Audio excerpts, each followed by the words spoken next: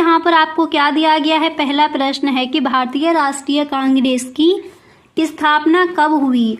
और गाइस जो objective question है उनको आप यहीं पर याद भी करते चलिए, ठीक है। 20 क्वेश्चन यहाँ पर आपको दिए जाएंगे, तो 20 क्वेश्चन अच्छे से आप याद कर लीजिए वीडियो में ही। उसके बाद जो आपके सब्जेक्टिव क्वेश्चन है उनको भी देखेंगे। तो फर्स्ट यहाँ पर दिया गया है कि भारतीय राष्ट्रीय कांग्रेस की स्थापना कब हुई थी, 1882 में, 1885 में, 1887 में या फिर 1880 में। अब आपको ध्यान रखना है, एक बार देख लीजिए क्या दिया गया कि भारतीय राष्ट्रीय कांग्रेस की स्थापना कब हुई थी। हमें पता है कि भारतीय राष्ट्रीय कांग्रेस की जो स्थापना है वो हुई थी 1885 में। अब जब भी ये क्वेश्चन आपसे पूछा जाए कि भारतीय राष्ट्रीय कांग्रेस की स्थापना कब हुई थी, तो आप बताओगे 1885 में। आई होप आपको याद भी हो गया होगा, ठीक है। अगर ये क्वेश्चन इस बार पूछा जाता है सोशल साइंस के पेपर में, तो आप क्या लिख कर आओगे कि भारतीय राष्ट्रीय कांग्रेस की स्थापना कब हुई थी। राइट ऑप्शन कौन सा हो जाएगा, 1885। क्लियर। अगला क्वेश्चन यहाँ पर क्या दिया गया है उसको देख लीजिए। यहाँ पर देखिए गाइस आपका जो नेक्स्ट क्वेश्चन है, नेक्स्ट क्वेश्चन यहाँ पर आप देख सकते हो। अगला प्रश्न है कि आर्थिक महामंदी का प्रारंभ कब से हुआ, 1928 में, 1929 में, 1930 में या फिर 1932 में। तो हम सबको पता है कि आर्थिक महामंदी का जो प्रारंभ है वो कब से हुआ था।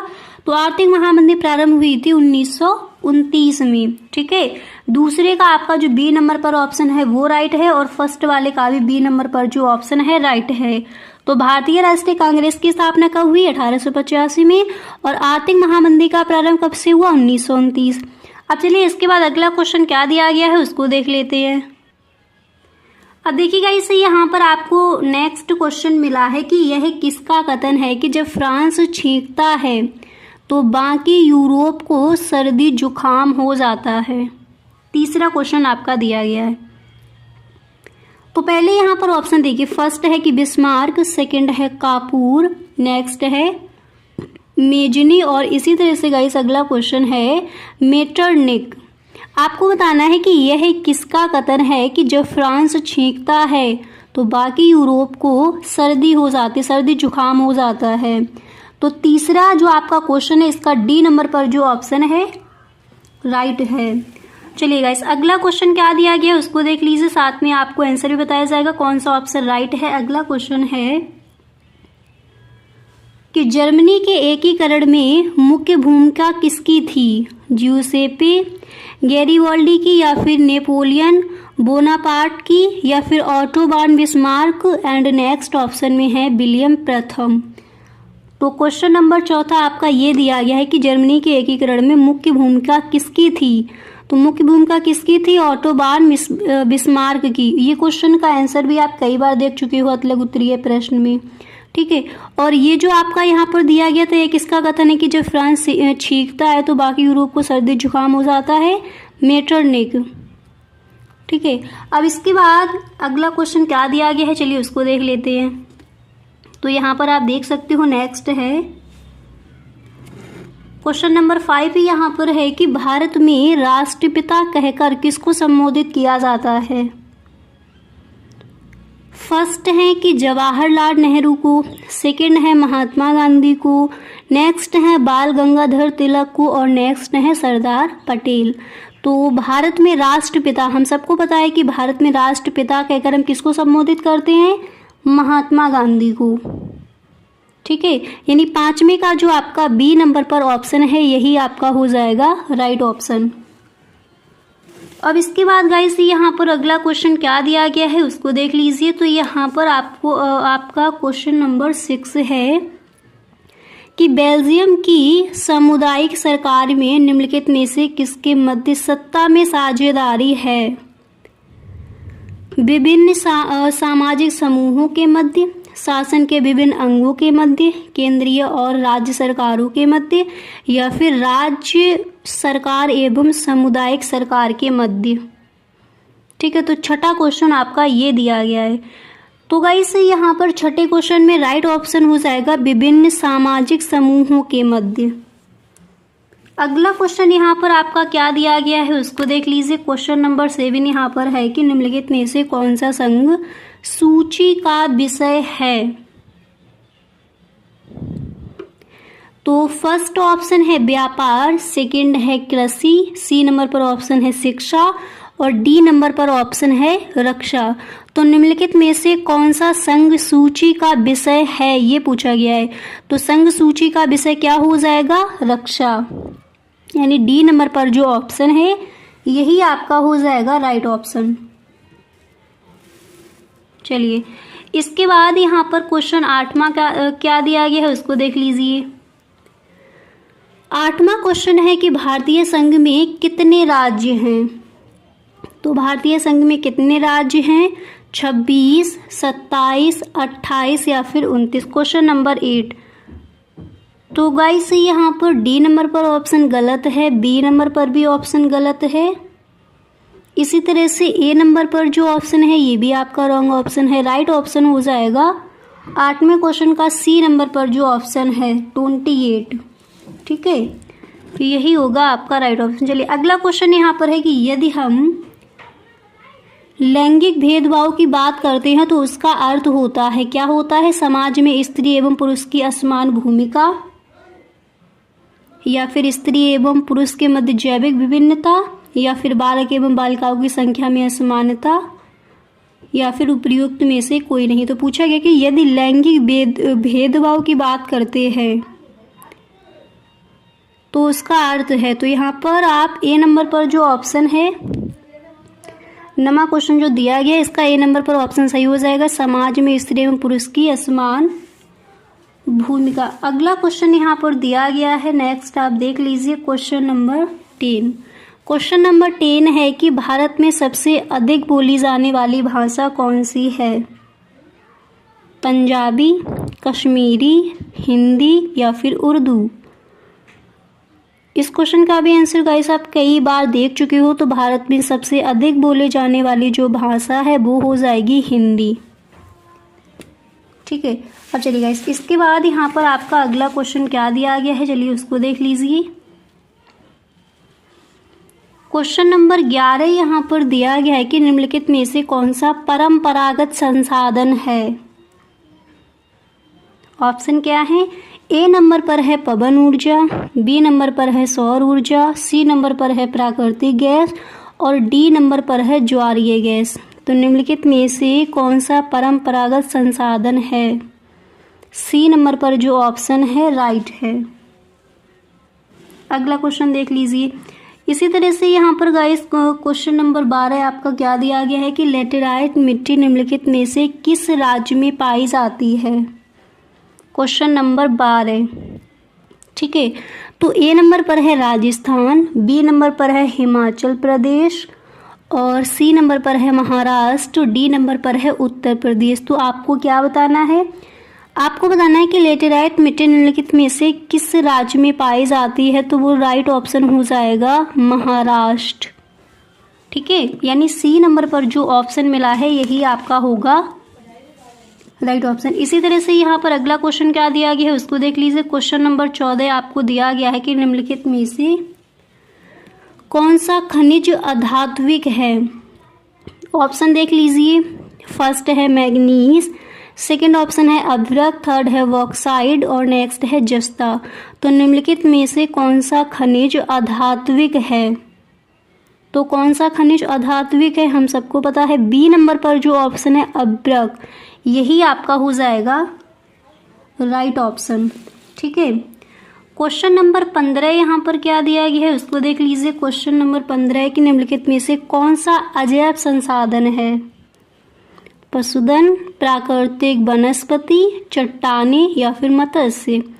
तो निम्नलिखित में से कौन सा संसाधन अजैव है। तो यहाँ पर चट्टाने जो ऑप्शन है राइट ऑप्शन हो जाएगा। ठीक है, अगला क्वेश्चन क्या दिया गया है चलिए उसको देख लीजिए। नेक्स्ट क्वेश्चन यहाँ पर दिया गया है कि निम्नलिखित में से किस राज्य में अधिकतम साक्षरता दर पाई जाती है। ठीक है, ये क्वेश्चन आपको यहाँ पर दिया गया है। क्या दिया गया है कि निम्नलिखित में से किस राज्य में अधिकतम साक्षरता दर पाई जाती है। बिहार, पश्चिम बंगाल, केरल या फिर मध्य प्रदेश। तो यहाँ पर आपको बताना है क्वेश्चन नंबर कितना है, 16। तो क्वेश्चन नंबर 16 में जो सी नंबर पर ऑप्शन है वही आपका हो जाएगा राइट ऑप्शन। क्वेश्चन नंबर 17 क्या दिया गया है? क्वेश्चन नंबर 17 है कि निम्नलिखित में से कौन सा व्यक्ति अर्थव्यवस्था के प्राथमिक क्षेत्र से संबंधित है? मछुआरा, शिक्षक, डाकिया या फिर व्यापारी। तो राइट ऑप्शन यहाँ पर हो जाएगा मछुआरा। 18वां क्वेश्चन है कि सूचना का अधिकार अधिनियम कब लागू किया गया? तो सूचना का जो अधिकार अधिनियम है वो कब लागू किया गया था? हम सबको पता है वो लागू किया गया था 2005 में। ऑप्शन मिलेंगे 2010, 1999, 2001 या फिर 2005। ए नंबर पर ऑप्शन राइट है। अगला क्वेश्चन है कि उपभोक्ता को न्याय पाने के लिए कहाँ जाना चाहिए? पुलिस स्टेशन, सिविल न्यायालय, उपयुक्त उपभोक्ता केंद्र या फिर जिला अधिकारी, जिला मजिस्ट्रेट। तो उपभोक्ता को न्याय पाने के लिए कहाँ जाना चाहिए? सी नंबर पर जो ऑप्शन है वही आपका यहाँ पर हो जाएगा राइट ऑप्शन। इसी तरह से यहाँ पर अगला क्वेश्चन क्या दिया गया? क्वेश्चन नंबर 20 यहाँ पर है कि निम्नलिखित में से कौन सा व्यक्ति असंगठित क्षेत्र के अंतर्गत आता है? कृषि मजदूर, बैंक मैनेजर, राजपत्रित अधिकारी या फिर सैनिक।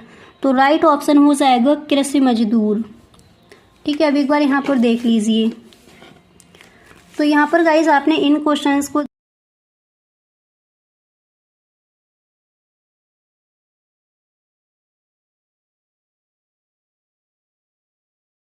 भारत छोड़ो आंदोलन के प्रमुख कारणों का उल्लेख कीजिए। इसी के साथ अथवा में क्वेश्चन ये आपका इम्पोर्टेंट है कि जोसेफ मेजनी के विचारों पर प्रकाश डालिए। ठीक है, तो ये दो क्वेश्चन आपको अच्छे से तैयार कर लेने हैं। अब इसके बाद गाइस आगे देख लीजिए नेक्स्ट क्वेश्चन आप कौन सा तैयार करोगे। अगला क्वेश्चन आपका कौन सा इम्पोर्टेंट है? तो क्वेश्चन नंबर 22 यहाँ पर देखिए, क्वेश्चन नंबर 22 है। इन क्वेश्चंस के आंसर भी आपको गाइस मिलेंगे, बिल्कुल भी टेंशन मत लीजिए कि पेपर के जो क्वेश्चन है इनके आंसर आपको कहाँ मिलेंगे। तो आंसर भी आपको दिए जाएंगे। अगला क्वेश्चन है कि लोकतांत्रिक सरकार की चुनौतियों का उल्लेख कीजिए। अथवा में ये क्वेश्चन इंपॉर्टेंट है, इसको आप देख लीजिए, इसको तैयार कर लीजिए कि क्या भारतीय संघ एक अर्धसंघीय ढांचा है? आलोचनात्मक परीक्षण कीजिए। अब चलिए इसके बाद अगला क्वेश्चन देख लीजिए कौन सा आपका इम्पोर्टेंट है, उसके बाद आगे देखते हैं। देखिए क्वेश्चन नंबर 23 आपका ये इम्पोर्टेंट है कि सड़क परिवहन के सापेक्षिक लाभों की विवेचना कीजिए। वाणिज्यिक कृषि की विशेषताओं का उल्लेख कीजिए। क्लियर? इसके बाद यहाँ पर नेक्स्ट है कि विश्व व्यापार संगठन के क्रियाकलापों का वर्णन कीजिए। ये भी आपका इम्पोर्टेंट है। साथ में यहीं पर दिया गया है अथवा में क्वेश्चन की उपभोक्ता जागरूकता हेतु 4 सुझाव दीजिए। अब जैसे ये पेपर यहाँ पर दिया गया है, इसी तरह से एक और आपको पेपर दिया गया तो वो भी आपका इम्पोर्टेंट है। उस पेपर से भी कई सारे क्वेश्चन आपके आज किए जाएंगे। तो उस वीडियो का लिंक आपको डिस्क्रिप्शन बॉक्स में गिवन है, वहाँ से आप देख लीजिए। नहीं तो गाइस आप प्लेलिस्ट चेक कर सकते हो। जो क्लास 10th के लिए सोशल साइंस के जो भी आपके इम्पोर्टेंट क्वेश्चन है, मॉडल पेपर जो भी मोस्ट इम्पोर्टेंट है, वो सारे वीडियोस वहाँ पर आपको मिल जाएंगे। तो उसको आप एक बार ज़रूर देख लें। ठीक है, और यहाँ पर गाइस ये जो आपको पेपर दिया जा रहा है, इसी तरह से एक और पेपर है, उस वीडियो का लिंक डिस्क्रिप्शन बॉक्स में गिवन है, उसको भी आप ज़रूर देख लें। अगर ये दोनों पेपर अच्छे से गाइस आप हल करके ही बोर्ड एग्ज़ाम देने जाते हो तो वहाँ पर आपको बहुत हेल्प मिलेगी। ठीक है, तो इनको आप ज़रूर कर लें। तो ये क्वेश्चन आपने देख लिया कि विश्व व्यापार संगठन के क्रियाकलापों का वर्णन कीजिए। नेक्स्ट, उपभोक्ता जागरूकता हेतु कोई 4 सुझाव दीजिए या फिर उपाय दीजिए। इसी तरह से यहाँ पर नेक्स्ट देख लीजिए। अब ये आपको 150 शब्दों में लिखने हैं। ऊपर जो क्वेश्चन दिए गए थे वो आपको सिर्फ 80 शब्दों में लिखने थे। अब यहाँ पर देखिए, यहाँ पर देख लीजिए, इसमें आपके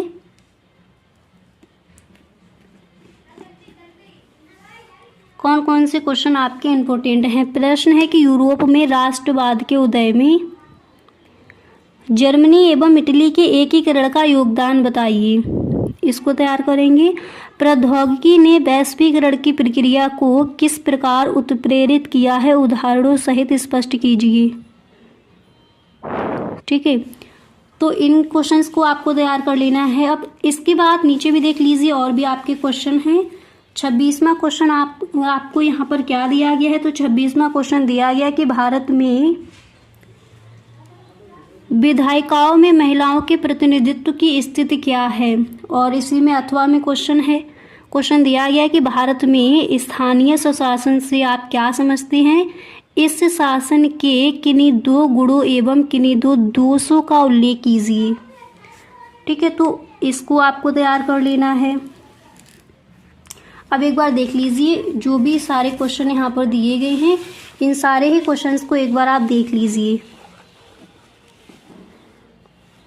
ठीक है गाइस, तो ये है आपके क्वेश्चन जिनको आपको तैयार करना है। क्लियर।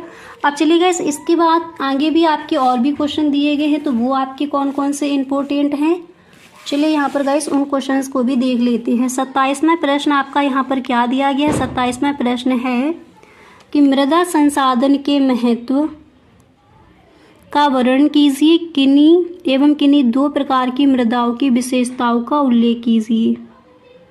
इसी के साथ 8वां में क्वेश्चन दिया जाएगा कि भू संसाधन से क्या तात्पर्य है, भारत के भू उपयोग में आवश्यक परिवर्तनों हेतु कोई 4 उपाय सुझाइए, या फिर कोई 4 उपाय दीजिए। ठीक है, अब इसके बाद यहाँ पर नेक्स्ट क्वेश्चन आपको कौन सा तैयार करना है, कौन सा आपका क्वेश्चन इम्पोर्टेंट है। 28वां प्रश्न देख लीजिए, दिया गया है कि अर्थव्यवस्था के क्षेत्रक से क्या तात्पर्य है, द्वितीय क्षेत्रक की विशेषताओं की विवेचना कीजिए। और 8वां में क्वेश्चन दिया जाएगा कि संगठित एवं असंगठित क्षेत्रकों में विभेद कीजिए एवं असंगठित क्षेत्र के कर्मचारियों की समस्याओं पर प्रकाश डालिए। तो इन क्वेश्चंस को आप तैयार करेंगे। इसके बाद नीचे आपका दे दिया जाता है मानचित्र संबंधित प्रश्न, तो इनको भी आप यहाँ पर देख लीजिए। ठीक है गाइस, कौन कौन से क्वेश्चन आपके हैं इम्पोर्टेंट, इन क्वेश्चंस को भी देख लीजिए। तो आई होप गाइस ये वीडियो आपको पसंद आ रहा होगा। इसी तरह से अब गाइस इन क्वेश्चंस की आंसर आपको कहाँ मिलेंगे, तो इन क्वेश्चंस के आंसर भी आपको दिए जाएंगे, तो वो गाइस हम देखेंगे नेक्स्ट वीडियो में। ठीक है, तो जो भी आपके आंसर हैं वो आंसर भी आपको दिए जाएंगे नेक्स्ट वीडियो में। तो इस तरह से आपका दिया जाता है पेपर, सामाजिक विज्ञान का पेपर आपका इस तरह से आता है। और गाइस जो भी आपके क्वेश्चन है, इन सभी क्वेश्चंस के आंसर आपको नेक्स्ट वीडियो में मिलेंगे। और इसका फर्स्ट पार्ट अगर आपने नहीं देखा है तो उसको आप ज़रूर देख लें, डिस्क्रिप्शन बॉक्स पे लिंक गिवन है, वहाँ से आप उस वीडियो को ज़रूर देख लें। ठीक है, तो गाइस मिलते हैं नेक्स्ट वीडियो में।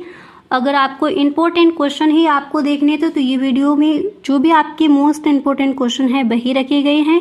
तो इन क्वेश्चन जो भी क्वेश्चन दिए गए सारे क्वेश्चंस को आपको तैयार कर लेना है।